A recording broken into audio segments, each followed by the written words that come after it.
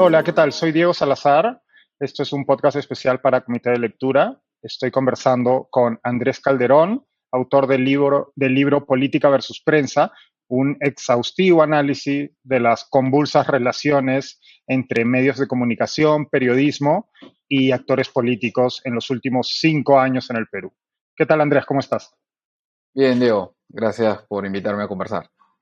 Nada, un placer. Ya sabes que creo que tu libro es un aporte muy valioso para la discusión pública en nuestro país, que además está huérfana de ese tipo de reflexiones y análisis y de data contrastable. Quería empezar preguntándote, iremos ahondando poco a poco más en el libro, pero quería empezar preguntándote ¿qué es lo que crees? En e- Esto está desarrollado a lo largo del libro, ¿no? Pero quería ver si podíamos resumir o concentrar para los escuchas. ¿Cuál crees tú que es la característica o las características principales y que suponen un cambio de esa relación entre medios de comunicación y la clase política de esos 5 años que has usado como marco temporal para tu análisis respecto a gobiernos o quinquenios pasados, ¿no? Creo que hay algunos eh, hitos distintivos. Se me hace a veces difícil separar quizás momentos de actitudes, porque creo que muchos personajes que participan de este quinquenio estuvieron antes, ¿no? Y entonces uno dice, Ujú, por qué la relación entre prensa y política se convirtió durante estos 5 años, pasó por etapas de harta o elevada hostilidad a momentos casi de compadrazgo, si los claro. actores quizás no eran tan distintos, ¿no? Entonces creo que este espacio de 5 años nos muestra momentos que llevaron a estos actores a tomar Ujú, actitudes muy, muy ujú, notorias, ¿no? Una de ellas es, creo yo, no sé si por hartazgo o convencimiento, pero que el Fujimorismo empezó a entender o empezó a creer que necesitaba controlar a los medios de comunicación o que necesitaba disciplinarlos. Y, ujú, ujú, y eso llevó a una actitud particular que se pone de manifiesto a través de varias iniciativas legislativas y otras ujú, actitudes ujú. manifiestas de forma material de hostilidad fuerte contra los medios de comunicación, ¿no? Y por otro lado, creo yo que también hubo momentos de temor, mucho temor, ya del lado de los medios de comunicación, eh, respecto de cómo les podría ir a ellos en un futuro dependiendo de a quién tenían gobernando, ¿no? Y este Claro. temor también existe en el 2016, creo que en la campaña del 2016, que es donde empieza el libro, pero se Ujú, hace muy, muy palmario, muy evidente en la campaña del 2021, cuando los medios se enfrentan a dos tipos de cucos, solo que uno creo que les asusta un poco más que otro, ¿no? Pedro Castillo versus Keiko Fujimori, y ese otro elemento de temor creo que es el que, digamos, caracteriza mucho este tiempo, ¿no? Usaría esos dos elementos, ¿no? claro. Venganza con ánimo de control y temor que te lleva a una actitud muy melosa con relación a una candidata creo que son dos momentos que también son característicos de este tiempo que hemos estudiado en el libro, ¿no? Pero no saltemos con garrocha, a ver, Sí, sí. porque hemos saltado del 2016 al 2021 y además sabemos que en el Perú por semana pasan tantas cosas que cabe un año entero cada semana, ¿no? Ujú. Decías que había en esta actitud un tanto violenta, si se quiere, sobre todo en el 2016, ¿no? Iniciando, perdón, en el 2016, luego de que el Fujimorismo pierde su, en ese entonces, segunda campaña presidencial en segunda vuelta, ¿no? Keiko Fujimori cosecha su segunda derrota, esta vez a manos de Pedro Pablo Kuczynski, y en el libro está muy bien analizado y además fue un salto en el tiempo muy interesante mientras lo leía, ¿no? Porque y de hecho lo hemos visto hace poco, pero no quiero que volvamos al 2021, cómo el Fujimorismo y concretamente Keiko Fujimori atribuye su derrota un buen crédito de esa derrota del 2016 a los medios de comunicación y en particular a un medio y a un grupo de medios de comunicación, ¿no? En el libro se cuenta cómo distintos voceros, algunos con nombre, otros que te hablan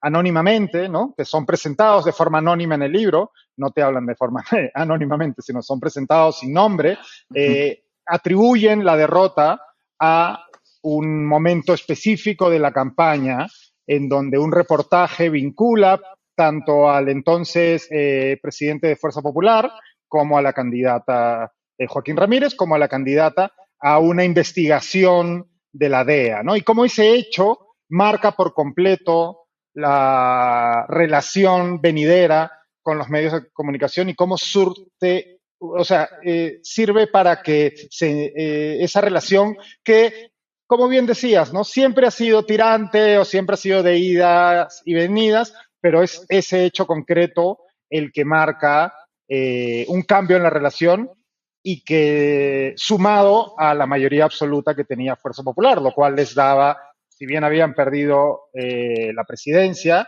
pues tenían un control total del Congreso, ¿no? Lo cual también los envalentona.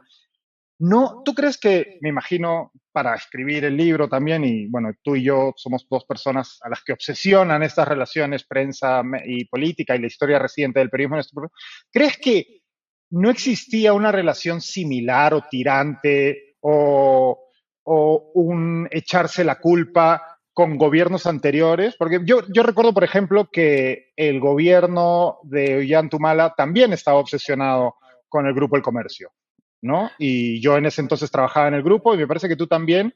Y por supuesto está la campaña anterior del 2011 con todos los problemas que hubo y demás, y el reconocimiento de algunos excesos serios de parte de algunos medios. Pero yo recuerdo que también había una relación muy tirante y que había un señalamiento constante del gobierno del presidente Humala y de distintos personajes del gobierno, incluido la primera dama Nadine Heredia. Sí, o sea, también he pensado si es que esta relación tirante natural entre el gobierno y los medios de comunicación, sobre todo cuando se identifica a un medio o a un grupo de medios con una línea editorial bastante crítica con un gobierno, si es que realmente presentaba algo especial de cara a lo que estaba empezando en el 2016, ¿no? La primera diferencia saltante es que justamente Keiko no era gobierno, ¿no? No era gobierno. Tenía un poder muy fuerte. El gobierno paralelo, ¿no? Era el gobierno paralelo. O sea, yo siento, yo trabajé más o menos en el grupo de comercio cuando acaba el periodo de Humala, en los últimos meses y antes, y los primeros años del gobierno de PPK, y ciertamente yo pienso que el poder de Keiko era superior al de PPK durante esos primeros años.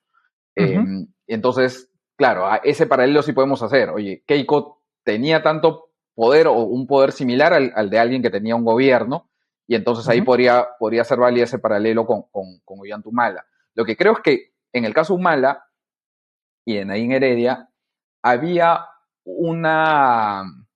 cierto recelo puesto de manifiesto más de palabra antes que de acción. Y con algunos exabruptos que por ahí públicamente ellos decían, y a veces cuando se les iba la lengua en conversaciones privadas, ¿no?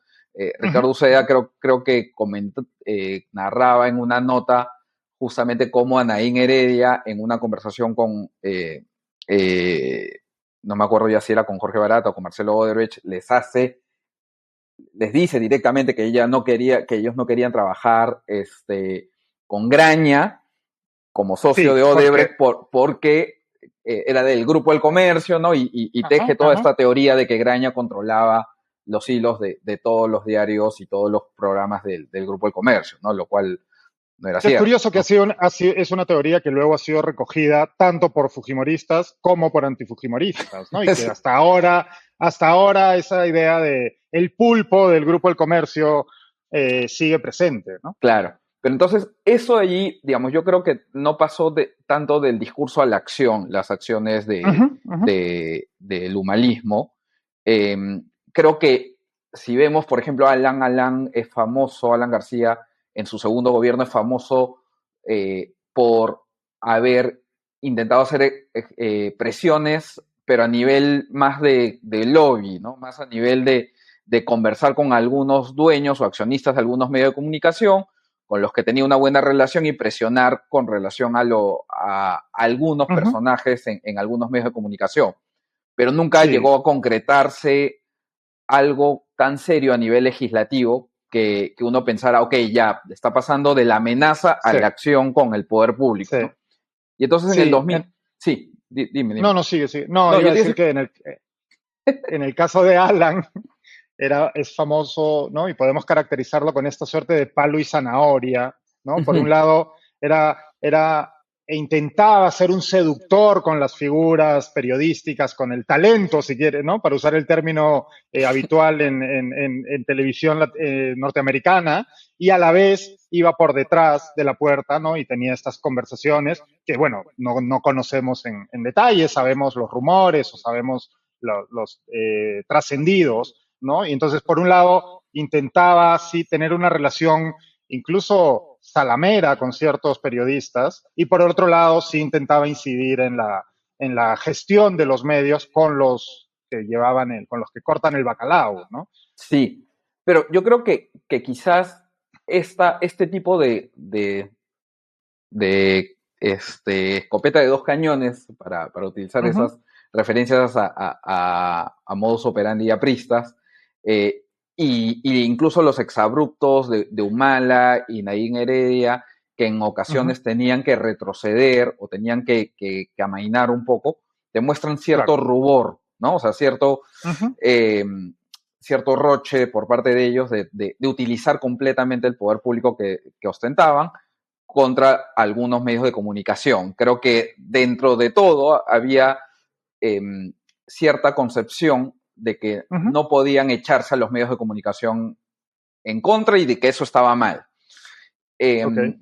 Eso el dos, cambia en el 2016. sí, yo creo que en el 2016, obnubilados por el poder y también quizás demasiado convencidos de una idea que me parece por lo menos incorrecta, que es que puedes controlar, o sea, necesitas controlar a los medios de comunicación y que Ajá. con el poder político vas a poder alinearlos a todos.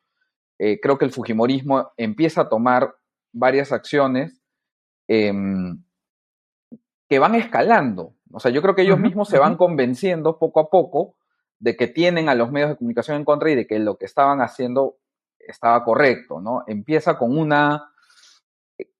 algo muy particular contra un grupo específico que era el comercio, con esta ley Uh sobre -huh. quiénes pueden ser propietarios de los medios de comunicación, este proyecto de ley de Letona y Aramayo, que es además con el que ellas debutan, ¿no? En la palestra y que tienen el primer encontrón, ¿no? Fuerte Uh -huh. Uh -huh. contra medios de comunicación que unánimemente, ya no solamente los del grupo de comercio, unánimemente critican la medida, pero cada vez que sienten que se sienten más incomodados con algunas cosas que iban sacando los medios de comunicación, se van creyendo más esta historia de que los tienen en contra y entonces tienen que retaliar, ¿no? Y ahí, digamos, hay varios pasajes narrados en el libro de conversaciones, algunas con congresistas y otros simplemente chats que muestran cómo ellos se iban sintiendo conforme Claro. pasaba el tiempo.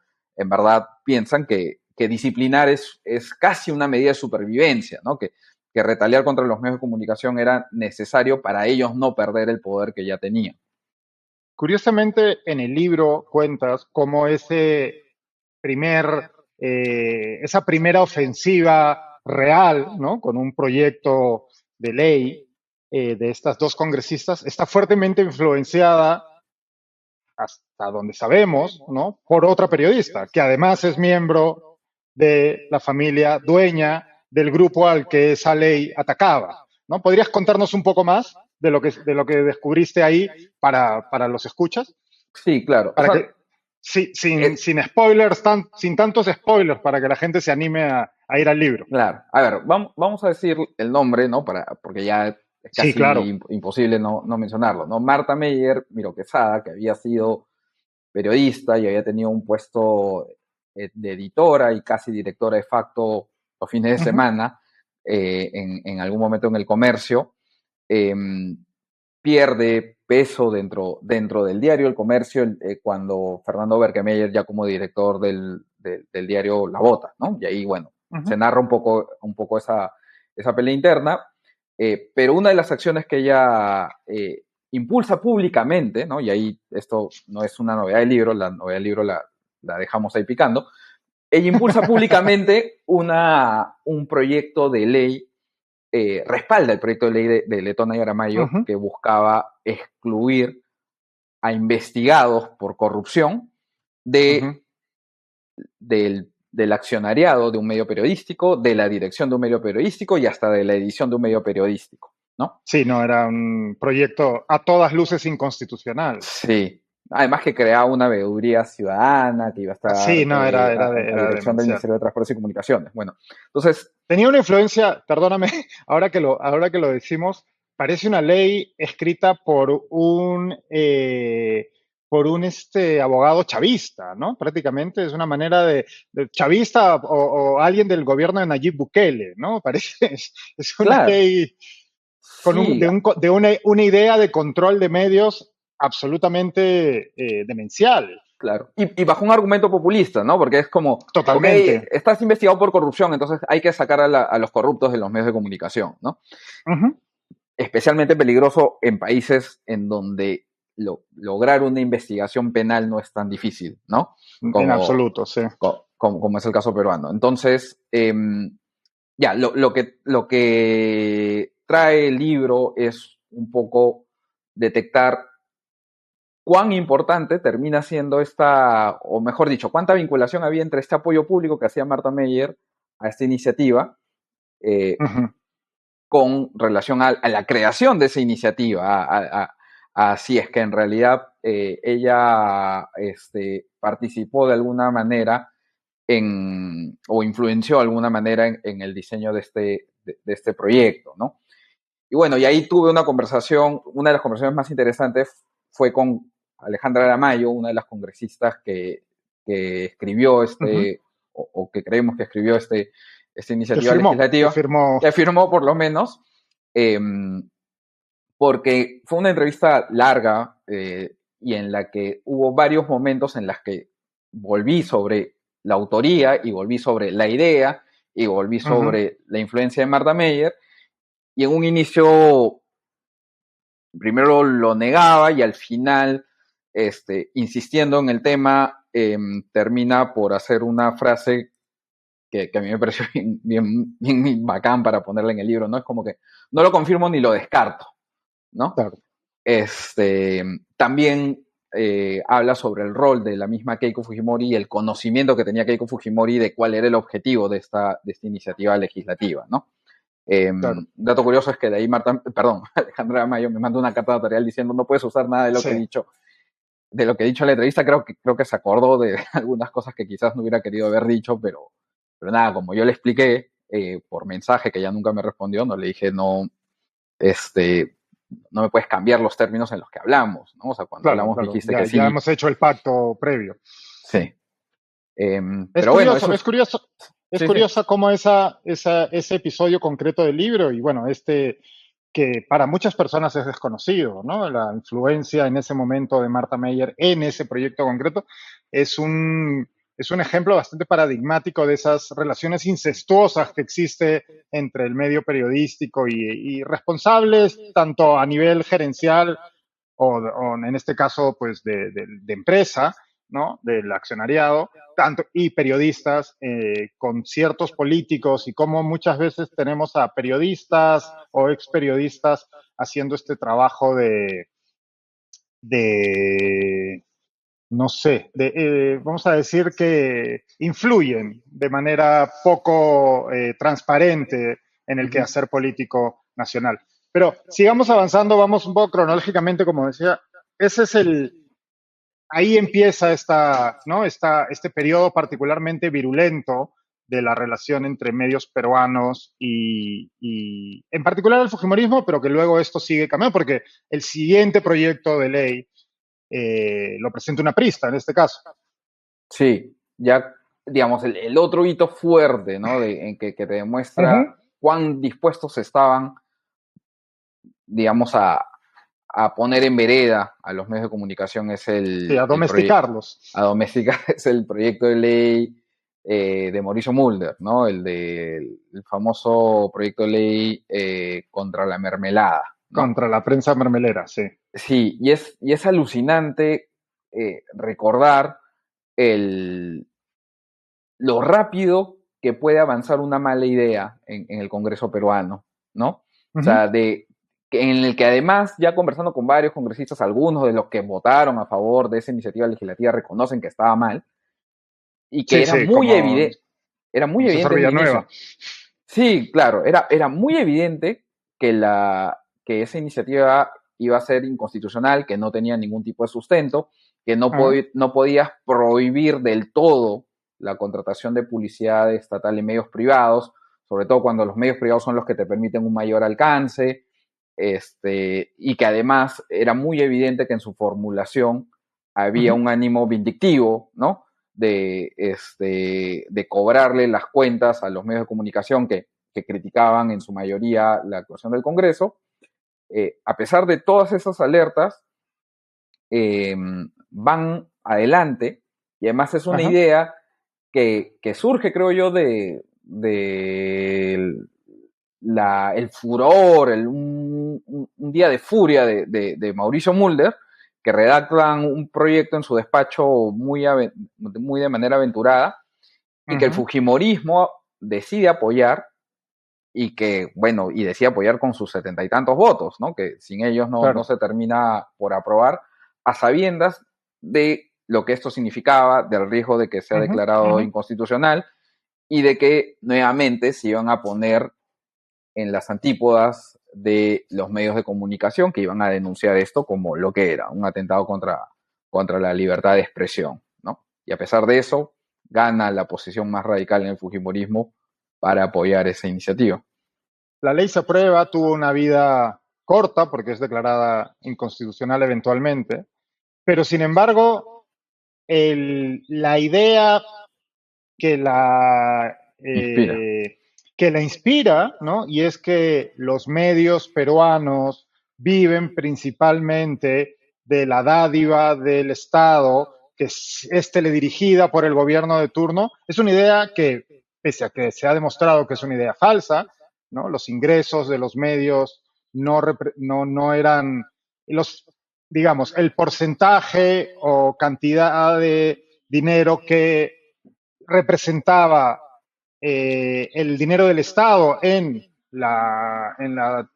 el Excel de ingresos de un medio no era Uh-huh. tan como se ha quedado en la cabeza de la gente, ¿no? De hecho, la frase mermeleros, como bien, de hecho, haces una etimología muy, muy interesante del término en el libro, pero ya la idea, ¿no? De mermelada ya existía, pero esto consigue solidificarla, pero no solidifica solo el concepto, sino también esta idea que hasta hoy sigue manteniéndose, de que los medios privados peruanos viven de la mermelada, del dinero teledirigido de las distintas instancias del gobierno, con lo cual consiguen comprar su línea editorial o dirigir su línea editorial, algo que sabemos que es falso, ¿no? Tan instalada está la idea que hoy en día, desde Rafael López Aliaga hasta Vladimir Cerrón, Exacto. la utilizan, ¿no? Y Uh-huh. con relativo éxito, al menos en sus seguidores, ¿no? Sí, sí, sí. Y en actores políticos que siguen hablando de este término, o iniciativas legislativas que insisten en esta idea Ajá. de la publicidad estatal como un botín, ¿no? Como algo que yo puedo otorgarle a los medios que se comportan bien y que le puedo quitar a los medios que no están haciendo bien su tarea, ¿no? O, o Bueno, en, o, sí, sigue, sigue. No, sigue. o en considerar otra idea que ha quedado más o menos instalada es que la publicidad estatal es una fuente que puede ser una fuente de ayuda, de subsidio Claro, a los medios, ¿no? Y entonces dice, oye, vamos a repartirlo y entonces un determinado porcentaje vaya a medios locales o a medios educativos, ¿no? Eh, claro. Bueno, de cuando, hecho, cuando lo que está haciendo ese dinero es comprar un servicio, ¿no? Es, exacto, ¿no? O sea, yo no se lo, o sea, en vez de pensar, se lo doy a quien me da el mejor servicio, a quien me permite llegar al público que yo quiero, y de acuerdo a ese público objetivo puede ser un local, puede ser un regional, puede ser un nacional, pero no, se está pensando en esta mirada clientelista sí, sí. ¿no? De Parece poner la, al servicio del medio de comunicación lo que es completamente sí, contrario a la lógica de libertad de expresión, ¿no? O sea, claro, es a la vez una mirada clientelista, ¿no? De intentar dirigir o al menos agraciarse con un medio de comunicación y a la vez que los medios de comunicación reciban esta suerte de subsidio, ¿no? Parece la Francia de Sarkozy, ¿no? Cuando se instauró ese impuesto en los años, a sí. principios de los años 2000 para la subsistencia de los diarios impresos. Pero es bien interesante también porque si bien sabemos que esto no es cierto y sabemos que los medios, al menos aquellos que podríamos considerar serios o más serios o que tienen mayor éxito comercial, no viven de este dinero, pero sí es una idea que tiene el presidente y el entorno del presidente, porque tenemos suficientes testimonios. Hablo del presidente actual, ¿no? Del presidente Pedro Castillo. Existen suficientes testimonios de cómo el presidente Castillo o miembros de su entorno han intentado, ¿no? Acercarse a ciertos, primero, medios de fuera de Lima, ¿no? Para invitarlos a ser parte del botín, entre comillas, del que Uh-huh. hablabas, o incluso ha sido comentado, no recuerdo si fue el propio César Hildebrand o alguien más de Hildebrand en sus 13, que, ¿no? Que me parece que un asesor del presidente Castillo le dijo, oiga, pero usted no recibe publicidad estatal, ¿no? ¿No? Hablemos, Qué ¿no? raro, ¿no? Que sí, dice, ¿por qué? ¿Qué está pasando aquí? Cuéntame tus problemas, más o menos, ¿no? Y alucinante, yo me acuerdo que tú lo tuiteaste primero, alucinante que ese dato no haya salido, ni bien Hildebrand se lo ocurrió. guardó semanas, ¿no? Él como, no Sí, le pareció relevante que sí, el presidente o alguien del entorno del presidente esté intentando, lo esté cortejando con, con dinero público, sí, o lo sea, cual es bastante llamativo, ¿no? sí, ¿no? Y es preocupante, ¿no? Más allá de la actitud de Hildebrand en sí misma, no sé por qué demorarse tanto en divulgar esa información, es esta idea que realmente está eh, Instalada. instalada, ¿no? En el poder político, de decir, sí, yo puedo, o sea, eso es un mecanismo de presión, ¿no? Ujú. Yo puedo jugar a quién le doy y a quién no le doy. Además, lo ha dicho públicamente, ¿no? No le vamos a dar a esos medios limeños, creo que hizo alguna Sí, vez una alusión a un sí, meeting, sí, sí. Pedro Castillo, no le vamos a dar ningún sol de publicidad estatal. Eh, y que, digamos, tanto se repite y tantos actores diversos lo repiten cada vez que quieren atacar a la prensa, ¿no? Además, también tantos Ujú. periodistas que utilizan ese término Sí, claro. o una variante más actualizada que usa Beto Ortiz, que es el de Guaripolera, ¿no? Ujú. Que en realidad eh, es bien difícil conversar con alguien ajeno a los medios y que te Muy diga, difícil. y que te diga eh, que confíen que no funciona así, ¿no? Y que te diga, oye, Ujú. pero no les pagan su mermelada, no les están dando algo a cambio, o sea, este, digamos, esta percepción de prostitución del Ajá. periodismo a cambio de publicidad estatal es, eh, es un legado muy fuerte que está teniendo el Congreso Ujú. pasado, que instauró el Fujimorismo, pero que otros actores políticos utilizaron la misma narrativa, ¿no? Sí.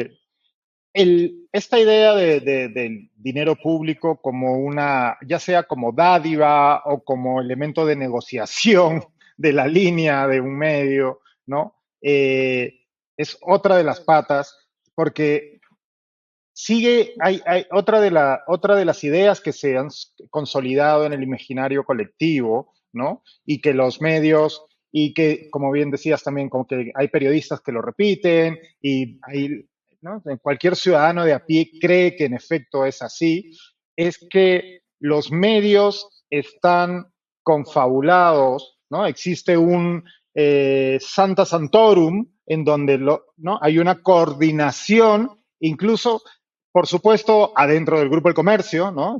Así dice la teoría de la conspiración, pero a la vez, incluso fuera, ¿no? Ya se insertan en la teoría de la conspiración, dependiendo desde dónde partas tú, ya sea pues desde la derecha o de la izquierda, existe esta idea de que hay una confabulación ya sea contra la derecha o contra los candidatos de la derecha, llámese Keiko Fujimori o Rafael López Aliaga, o contra el gobierno de Pedro Castillo, contra Perú Libre, y que hay una confabulación, ¿no? Y esta es otra idea que se ha instalado y pareciera que hay ¿no? una coordinación tremenda entre periodistas y grupos empresariales que pues todos sabemos, cualquier persona que ha trabajado en medios sabe que no existe en lo más mínimo, ¿no? Sí, además que era algo que yo he conversado con algunos amigos periodistas que han leído el libro me decían que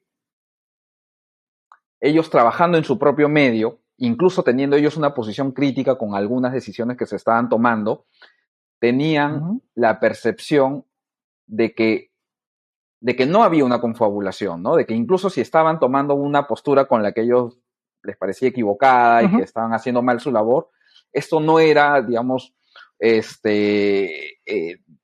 no era un, digamos, no había un concilio de dueños de medios o de periodistas que se reunían para hacerle la vida imposible a tal o cual candidato, pero encontrarse ahí con los testimonios de algunos periodistas y de sentir esos mismos malestares en distintas casas editoriales, los ayuda a confirmar que esto no era así, ¿no? O sea, que hay vicios que se explican o errores que se explican, no necesariamente por, digamos, una mafia muy creativa y muy poderosa, sino simplemente por o sesgos o métodos falibles o malas decisiones simplemente de algunos medios de comunicación y algunos periodistas. Solamente que obviamente, no sé si acá los peruanos tenemos algo de particular, pero nos vacila la teoría de la conspiración, nos vacila, ¿no? la idea de creer que todo está digitado por alguien.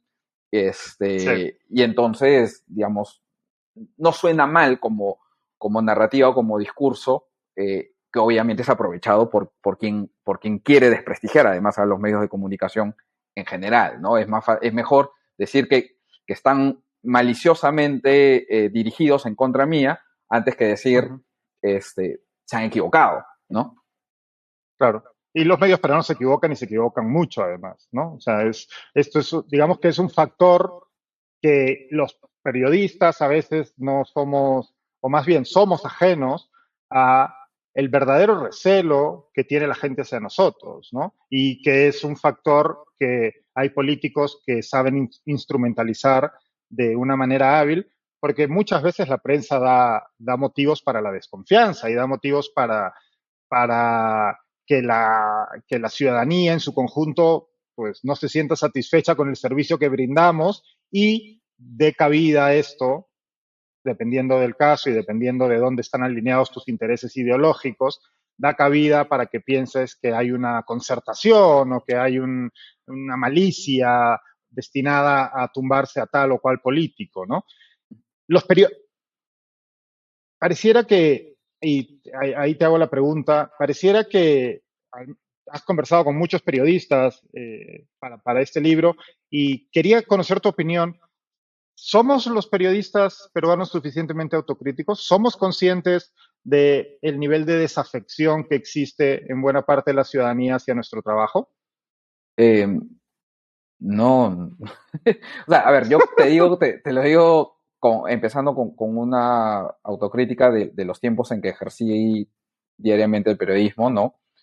Probablemente debe haber sido la época de mayor egocentrismo en mi vida, y era tercazo, o sea, y sentía que mi entorno también lo era y reconocer algún error era algo, era algo muy doloroso, ¿no? Uh -huh. y creo que no había una disciplina del error, ¿no? O sea, no había una disciplina de qué hacer en un caso de error o cómo cotejar si es que nos hemos equivocado en algo, sino que Ujú, más bien la disciplina de la vanidad, diría Iván Tais, ¿no? Nos llevaba a hacer siempre de defensa, ¿no? O sea, morir en mi palo, como dirían en el argot futbolístico, y de nunca hacer un mea culpa, ni tampoco tener, digamos, algún tipo de proceso que nos ayude a identificar de mejor forma el error.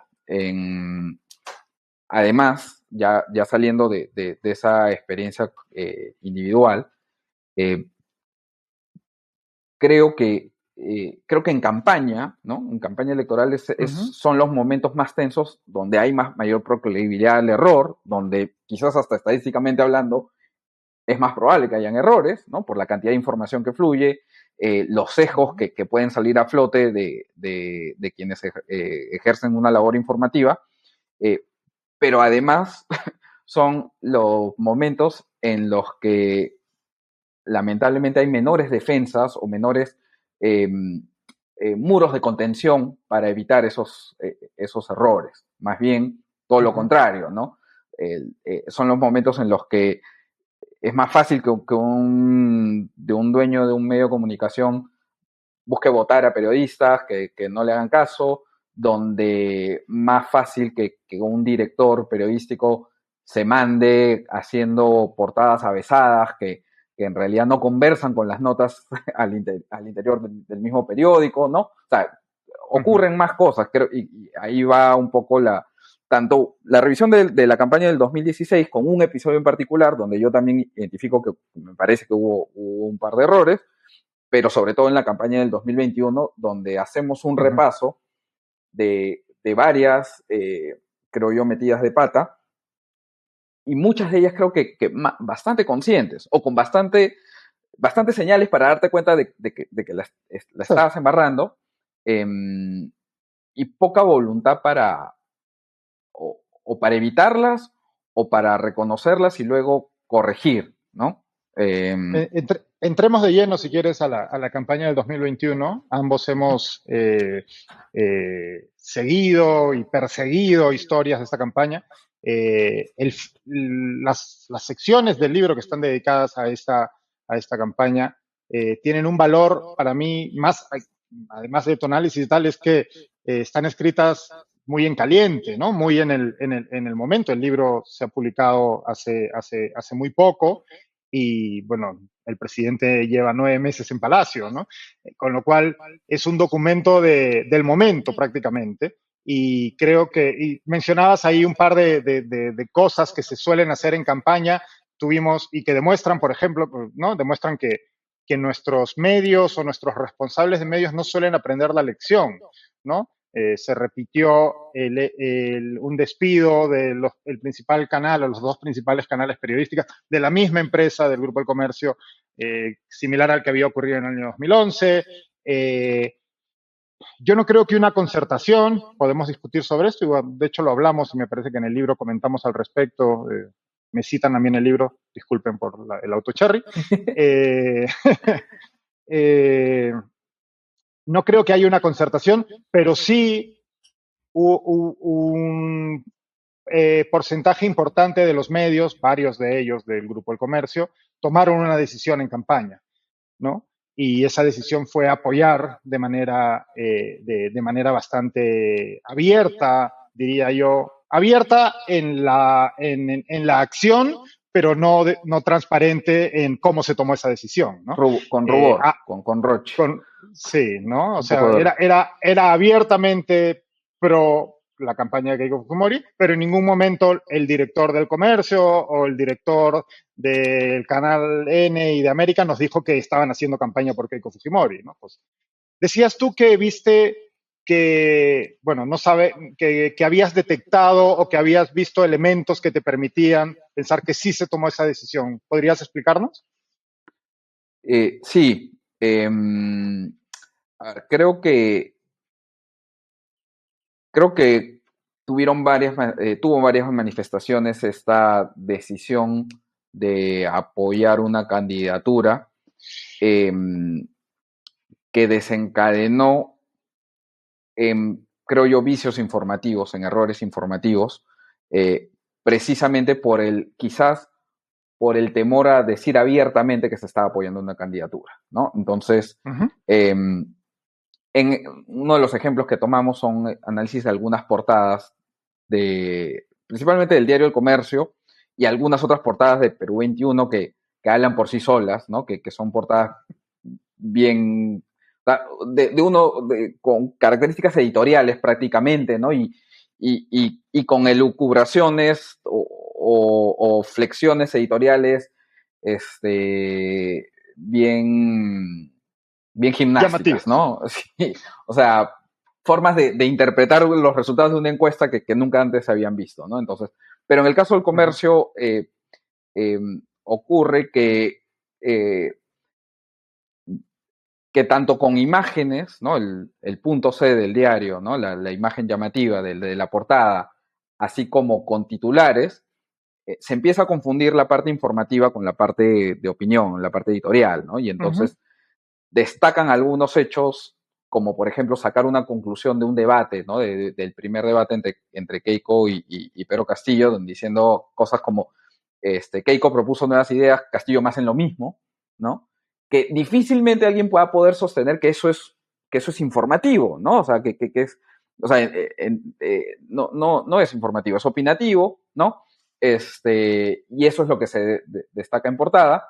Y en otros momentos en los que la portada no coincide realmente con las Con la notas información. exacto, con la nota que está dentro del diario. Esto último se pone de manifiesto, curiosamente, ya después de la segunda vuelta, ¿no? En la etapa, en el Perú tuvimos post-campaña, ¿no? Tuvimos este repechaje de fraude electoral que alegó Keiko Fujimori y el grupo de gente que Sí, la siguió, ¿no? y que es Y probablemente el punto más bajo de la cobertura informativa, ¿no? sí, o sea, lamentablemente, ¿no? O sea, siempre podemos estar un poco peor y curiosamente cuando ya pensamos, ok, ya acabó las elecciones, no importa, ya hay un resultado, no, igual No. seguimos sufriendo, ¿no?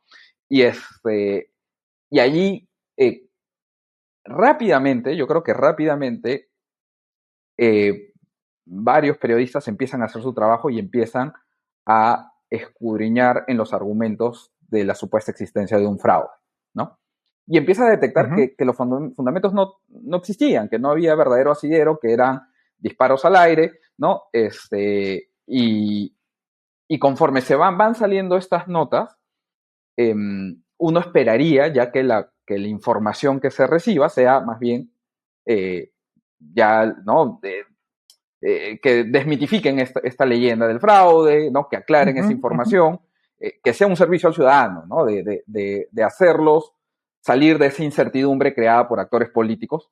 Y ahí creo que peca mucho el comercio en particular, pero no solamente el comercio, como diario, en hacer portadas que más bien dejaban viva la llama de la posibilidad de un fraude, ¿no? Y esto lo notamos ya para no entrar en el detalle de los pormenores de ese episodio que está narrado en el libro, ¿no? Pero encontramos justamente un par de casos en los que la portada se contradecía con el contenido de la nota, y es más, el contenido de la nota impresa se contradecía con el contenido de la nota web que tenía más Tenía de la nota. información, ¿no? Donde se evidenciaba que en verdad no había sustento del fraude, pero la portada decía algo así como que presentan Dejaba más, no, abierta. sí, claro, presentan más pruebas sobre el fraude, algo, ¿no? O sea, o Fuerza Popular, ¿no? Plantea nuevos argumentos y que podría hacer creer a alguien que ve la portada de que en realidad todavía hay pan por rebanar aquí, ¿no?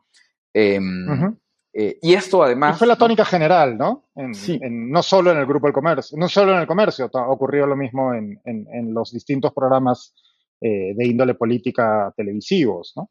sí, o sea, de hecho, ahí también se narra, ¿no? Un poco lo que pasaba en algunos canales de televisión o en unos canales de radio, donde hay bastante miedo de parte de los periodistas, de parte de los productores, sobre a quién invitar, porque si es que invitaban a alguien que desacreditaba la teoría del fraude o invitaban a alguien que no le diera la razón a los argumentos que estaba planteando Keiko, había esta sensación de que podían incordiar o a sus directores o más que a sus directores a los dueños y los dueños de, ¿no?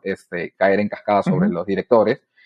Y suceden cosas, o sea, se les pasa cosas como darle tribuna a gente que normalmente, si uno se lo encuentra en la calle diciendo las cosas que uno dice, uno cruza la vereda, ¿no? Dice, oye, este loco no, ¿qué tiene, no? ¿Qué le pasa? Y tú los ves en pantalla o los ves en radio, ¿no?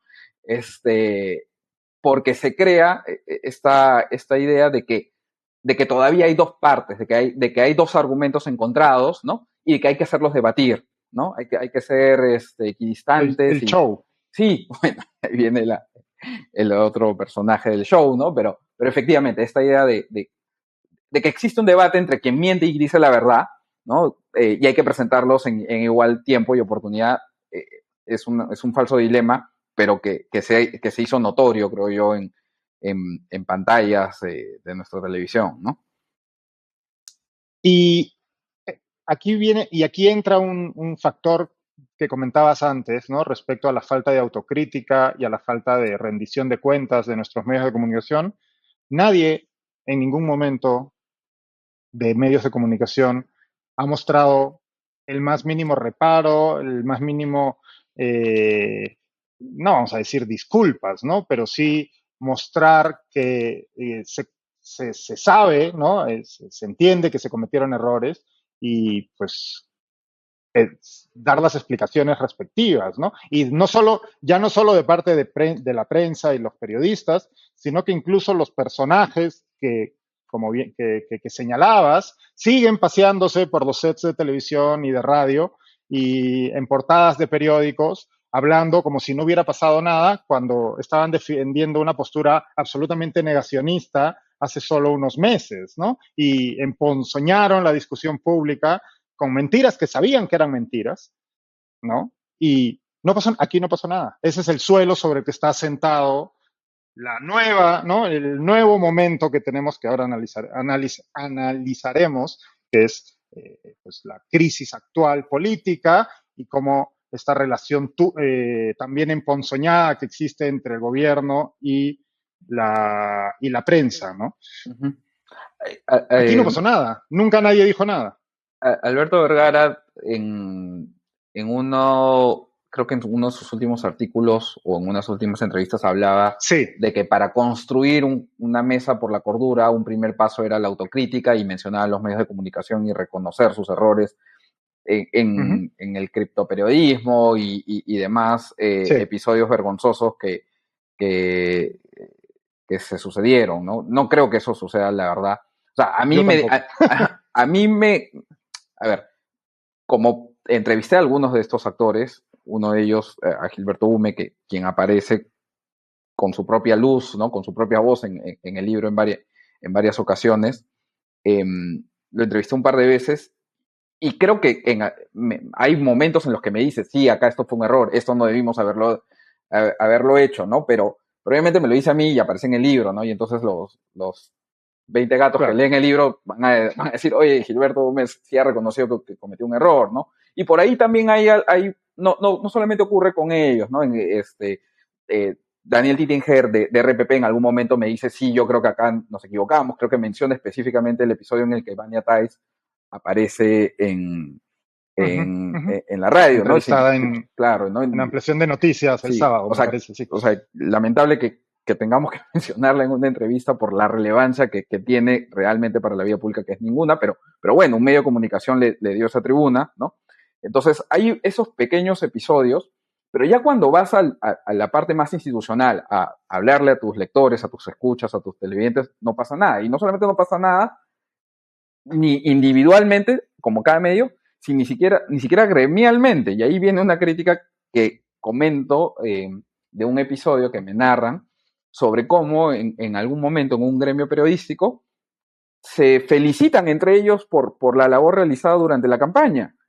Y cuando me cuentan esto, yo digo, no puede ser. Sí. O sea, no puede ser que se estén felicitando, cuando además dos integrantes de este gremio, ¿no? El Grupo de Comercio y el Grupo de la República, prácticamente se mentaron la madre durante campaña. Uno denunció al otro y le dijo, oye, tú has cometido una falta de ética, y luego se están felicitando, ¿no? Y que no haya habido eh, ninguna consecuencia después de eso, te hace ser un poco escéptico, si no pesimista, con relación a la capacidad de enmienda y a la capacidad de autorregulación, que a mí me asusta un montón, ¿no? Porque justamente Claro. creo que por ahí vas tú. Esto te da pie a otro tipo de intervenciones o a otro tipo de acciones que se aprovechan del desprestigio que pueden tener los medios de comunicación en un determinado momento. Claro, porque como de hecho yo escribí en un artículo, ¿no? Tenemos un gobierno y en ese entonces un candidato, ¿no? Que hablaba abiertamente contra los medios, que de hecho ha coqueteado en alguna ocasión tanto el ahora presidente como su partido con una llamada ley de medios y todos sabemos lo que eso significa, ¿no? Eh, pero claro, quienes tienen que ser los contralores de ese poder son estos medios que no fueron capaces ni siquiera de confrontar a una candidata fracasada y sus mentiras y que no han asumido su responsabilidad en ese circo. Y ahora son esos los medios que deben ser los fiscalizadores de este gobierno, que pues, todos sabemos el desastre que es y sabemos esta vena populista. No me atrevo a decir autoritaria porque no parecen tener autoridad para nada, pero sí populista, ¿no? Y de insultar a los medios por aquí y pensar que en efecto enarbolar amenazas constantemente, ¿no? Pero claro, quienes tienen que controlar eso, quienes tienen que denunciar las acciones de gobierno, pues es esta misma prensa que ante los ojos de la ciudadanía está completamente desprestigiada por su propia culpa.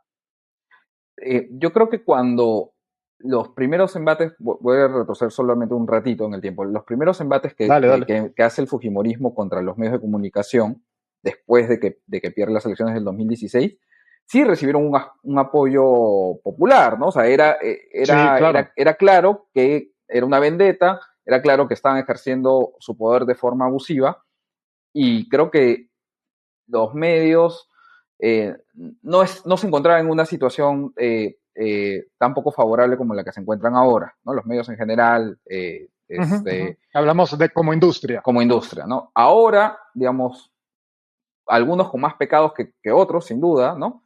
Y seguramente gente que hizo muy bien su chamba, pero todo el mundo está en un saco en el que, Sí, sí, claro. en el que no tienen un pie de apoyo, ¿no? Y eso es en parte por el desempeño que se tuvo durante la campaña del 2021, eh, y también creo yo por esto de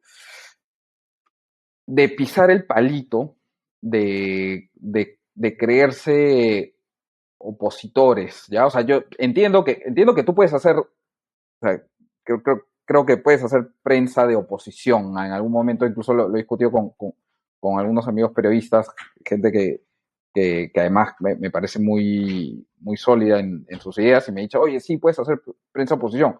No es un término que a Sí, mí claro. me guste Uh porque -huh. siento que puede pasar lo que quieren algunos políticos que ocurra, ¿no? Que es que te miren a ti como un actor político, como alguien que tiene la camiseta de un partido de oposición, y entonces no le vas a perdonar una, o vas a inventarte cosas con tal de hacer una oposición, hacer lo que estarían dispuestos a hacer políticos de oposición, ¿no? Con pocos escrúpulos.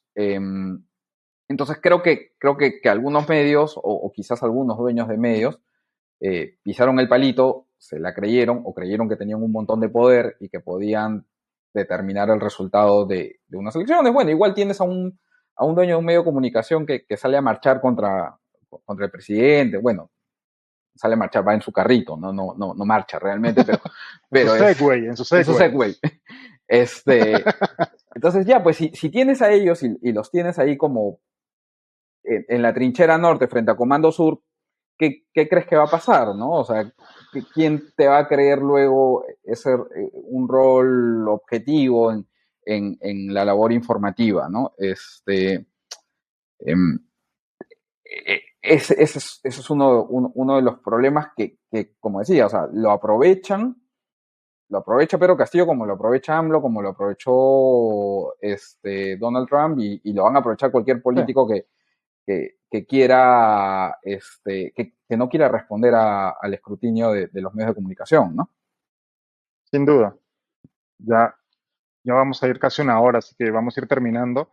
¿Cómo crees cómo caracterizarías, cuál sería tu titular respecto a la relación actual de los medios de comunicación y el gobierno? Y bueno, no solo el gobierno, y también la oposición, ¿no? O sea, los actores políticos relevantes que están inmiscuidos en esta gresca constante hoy en día, ¿no? Hablábamos al inicio, antes en off, de cómo estamos en este estancamiento, en donde tenemos una crisis nueva todas las semanas o cada cuatro, 3 días, pero no pasa nada, ¿no? Y un actor político mete la pata y el otro dice, hold my beer, y la mete más, y los medios, en algunos casos, inflan escándalos, en otros ponen el ojo donde no está la clave del escándalo, y estamos todos inmersos en esta mazamorra, ¿no? Y parece que, por un lado, parece que pasa todo y que se cae el país todos los días y no termina de pasar nada, ¿no? ¿Cuál crees que está siendo la labor de la prensa en ese escenario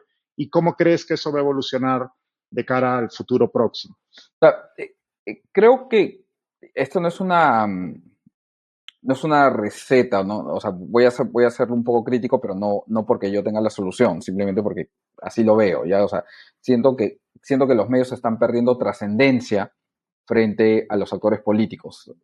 O mejor Uh dicho, -huh. los actores políticos han logrado una inmunidad de rebaño o un tipo desarrollar un tipo de piel de teflón que hace que cada vez más los escándalos por un lado no peguen o por otro lado les permita mezclar la minucia con la relevancia, ¿no? Y entonces los temas importantes se pierden, ¿no? Distraídos Uh -huh.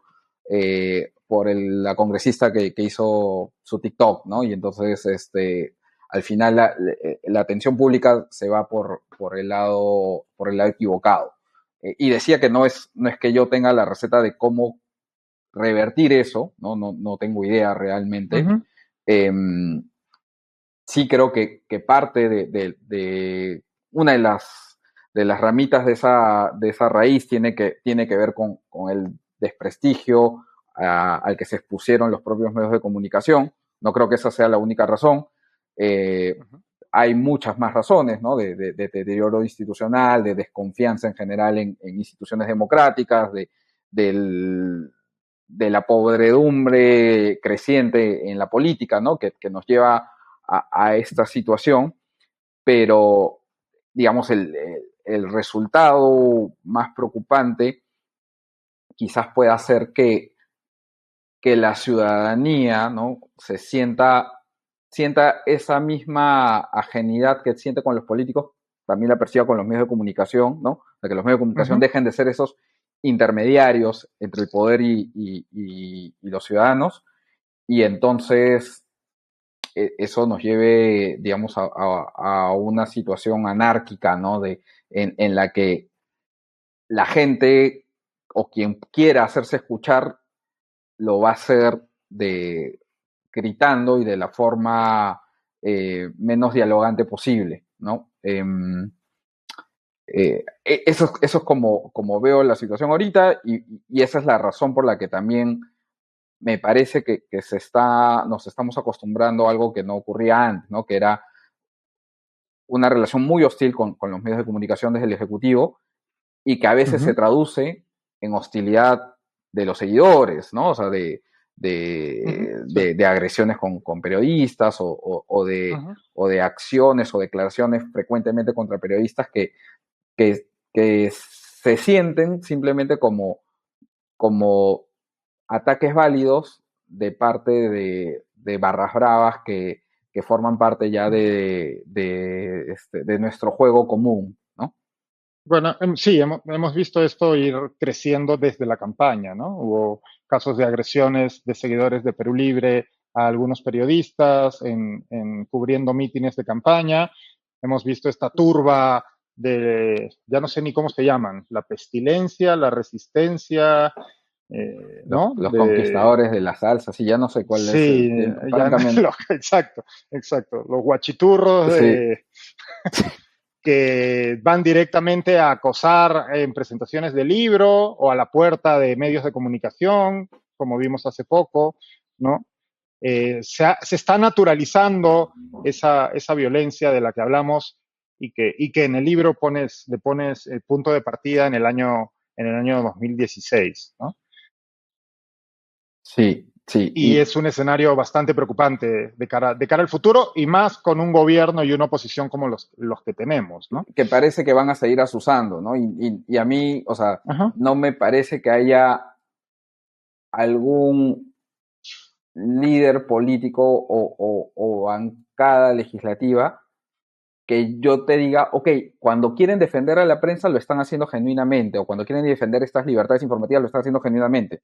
No, Claro. por lo general, si es que sacan alguna declaración es porque defienden al periodista que le cae bien, ¿no? Entonces, Ujú. quizás sale, no sé si una de las salidas de la crisis pasara por la salida de Pedro Castillo, no sé si eso mejore necesariamente la situación de la libertad de expresión y el ejercicio de la prensa en el Perú, ¿no? O sea, no, Ujú. yo reviso el elenco político vigente y no es que le tenga mucha confianza en la defensa de estas libertades a alguno de ellos. Quizás no todos tengan la misma mala hazaña que tendría un gobierno como de Perú Libre, Ajá. pero defensores de las libertades informativas no veo ninguno. ¿Ah? Sí, tampoco parece que estén dispuestos a comerse ese pleito o que no estén dispuestos más a aprovechar el río revuelto en su propio beneficio. Eso. Bueno, Andrés, muchísimas gracias. Ha sido de verdad un placer conversar. Llevamos una hora. Espero que no nos maten los escuchas del podcast. Pero Téngannos créanme paciencia. que vale mucho la pena el libro. Cómprenlo. Ahí lo tiene Andrés detrás. Yo no lo tengo en físico, lo he tenido que leer en digital. Política y prensa, editado por Debate. Es un libro clave para entender el momento, el turbulento momento político peruano. Y digo momento por decir algo, porque no sabemos cuándo va a acabar tampoco. Muchísimas gracias, Andrés. Un abrazo. Un abrazo, Diego. Muchas gracias.